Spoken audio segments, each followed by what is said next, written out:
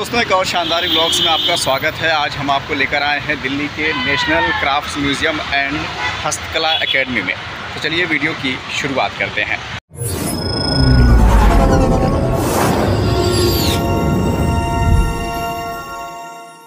जैसे आप म्यूजियम में एंट्री करते हैं तो सबसे पहले आपको बड़ा सा शिल्प संग्रहालय जो पत्थरों से लिखा हुआ है वो दिखाई पड़ता है।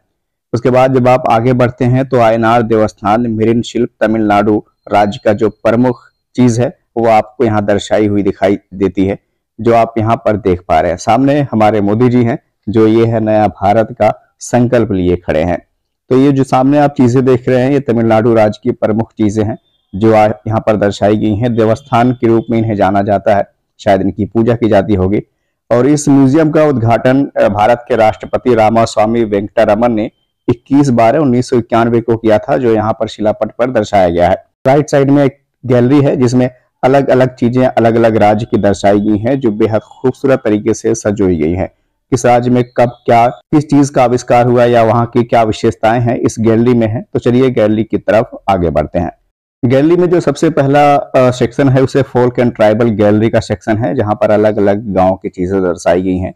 ये जो मेरे सामने आप चीजें देख रहे हैं, ये गांव का दृश्य देख रहे हैं, ये वेस्ट बंगाल के गांव का दृश्य है, आदिवासी गांव का दृश्य है जो आप देख पा रहे हैं। वहां का रहन सहन दर्शाया गया है, वहां के लोग कैसे होते हैं, पहनावा कैसा होता है, ये चीजें एक इन मूर्तियों के जरिए दर्शाई गई हैं। साथ ही ये कथकली नृत्य के वेशभूषा का जो है प्रारूप दिखाया गया है कि किस तरह से कथकली नृत्य में वेशभूषा का इस्तेमाल किया जाता है इन मूर्तियों के जरिए। और कमाल की बात यह है कि ये मूर्तियां लकड़ी, धातु और लोहे जैसी चीजों से बनी है और ये हाथ से बनाई गई चीज है। किसी भी चीज को बनाने के लिए मशीनरी का प्रयोग नहीं किया गया है।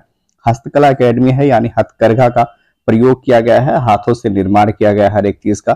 और बेहद खूबसूरत गैलरी है। अगर आप दिल्ली में रहते हैं या दिल्ली में आने का प्लान कर रहे हैं तो हस्तकला अकादमी जरूर घूमने आए।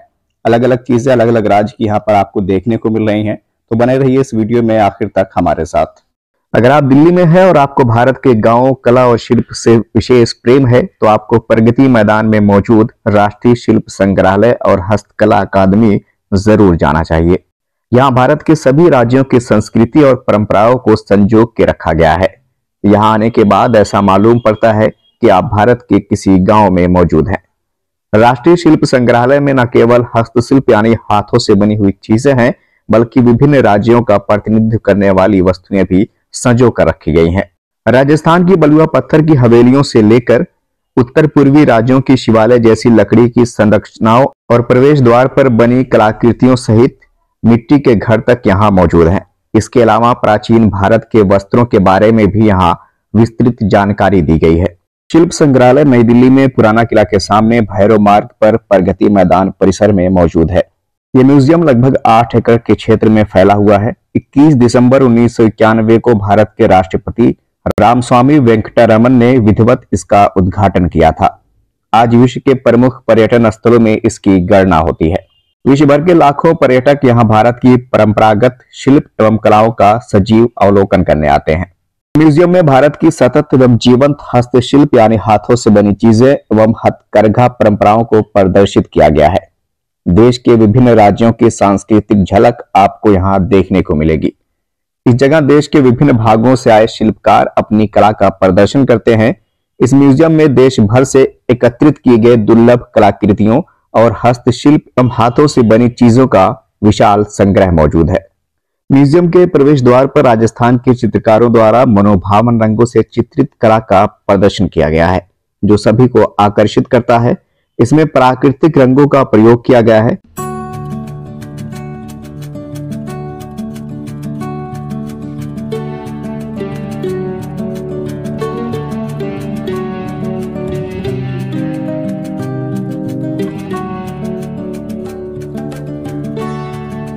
इस म्यूजियम की जो सबसे खास बात मुझे लगी वो यहाँ का ग्रामीण सेक्शन था।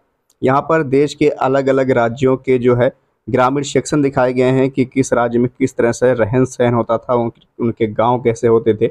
मध्य प्रदेश, उड़ीसा, छत्तीसगढ़, बंगाल, अरुणाचल प्रदेश, बहुत सारे राज्यों के जो है यहाँ पर रहन सहन दिखाए गए हैं। मिट्टी के बर्तन, झोपड़पट्टी, चरखा, सब कुछ आपको यहाँ बैलकुल वगैरह देखने को मिल जाता है।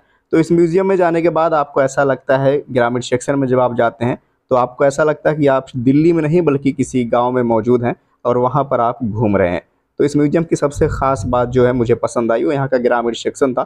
साथ ही साथ आप यहाँ घूमने के अलावा शॉपिंग वगैरह भी कर सकते हैं। क्राफ्ट की चीज़ें यहाँ पर जो है बिकती हैं, उन्हें आप परचेज़ कर सकते हैं। खादी के कपड़े बिकते हैं, उन्हें आप खरीद सकते हैं। आर्टिफिशियल ज्वेलरी वगैरह भी मिलती हैं, उन्हें भी आप यहाँ से ले सकते हैं।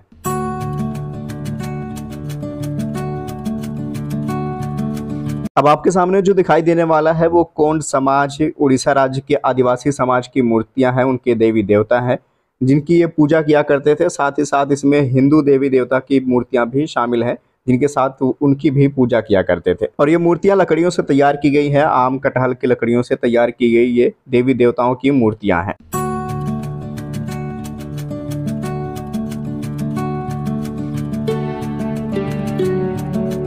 अब हम आपको टेक्सटाइल गैलरी दिखा रहे हैं जिसमें भारत के अलग अलग राज्यों के कपड़ों के बारे में जानकारी दी गई है कि किस तरह से देश के अलग अलग राज्यों में कपड़ों का विकास हुआ और वहाँ का पहनावा कैसा है। इन सब के बारे में इस गैलरी में आपको जानकारी देखने को मिल जाती है। केमिकल डाई आने से पहले किस तरह नेचुरल डाई से कपड़ों को कलर किया जाता था, उन सब की जानकारी आपको यहाँ देखने को मिलती है। साथ ही साथ अलग अलग धर्मों जैसे मुस्लिम, ईसाई, सिख, हिंदू, अलग अलग धर्मों के कपड़ों की भी विस्तृत जानकारी आपको यहाँ पढ़ने और देखने को मिल जाती है। चरखे मौजूद हैं और भी बहुत सारी जानकारियाँ यहाँ आपको पढ़ने को मिल जाती है। तो एक आर्ट एंड क्राफ्ट म्यूजियम में आपको बहुत कुछ देखने को मिलता है और अगर आप बच्चों को लेकर आते हैं या स्टूडेंट्स को लेकर आते हैं तो उनके लिए बहुत कुछ सीखने के लिए भी ये जगह बेहद अच्छी है।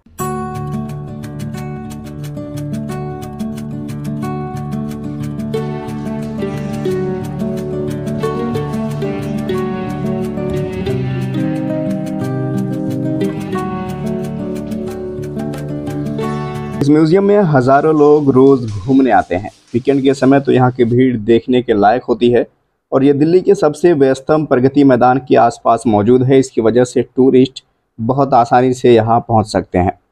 इस म्यूजियम का इंटीरियर मशहूर चार्ल्स कोरिया के द्वारा डिज़ाइन किया गया था और इसका उद्घाटन किया था राष्ट्रपति रामास्वामी वेंकटरमन ने। इस म्यूजियम में जितने प्रकार का क्राफ्ट पाया जाता है, संभवतः दुनिया के कुछ ही म्यूजियम में आपको उस तरह की विविधता देखने को मिलेगी। आपको बता दूं कि इस म्यूजियम में भारत के अलग अलग राज्यों से 33,000 से भी ज़्यादा मिश्रित संग्रह मौजूद हैं और इनको इकट्ठा करने में तकरीबन 60 सालों का समय लगा है। कुछ खास चीज़ों की अगर हम बात करें तो धातु के दीपक, कांस्य, बांस शिल्प, कपड़े, मूर्तियाँ, लकड़ी की नक्काशी, टेराकोटा मूर्तियाँ, आदिवासी चित्र आदि इस म्यूजियम की खासियत हैं। यहाँ एक लैब भी है जहाँ इनके रखरखाव के लिए प्रयोग और अन्य रिसर्च चलते रहते हैं। शिल्पकला के इतिहास और उसकी महत्ता को समझाती हुई किताबें आपको इसके समृद्ध संग्रहालय में मिल जाएंगी। इस म्यूजियम के टाइमिंग की अगर हम बात करें तो यह सुबह 10 बजे से शाम 5 बजे तक ओपन रहता है। साथ ही साथ टिकटों के बारे में अगर बात करें तो ये भारतीयों के लिए फ्री है, यानी इंडियंस के लिए कोई टिकट नहीं लगता। वहीं फॉरेनर्स के लिए 250 रुपीज़ का पर टिकट होता है। और नियरेस्ट मेट्रो स्टेशन यहाँ का प्रगति मैदान है जहाँ से वॉकिंग डिस्टेंस पर यह मौजूद है।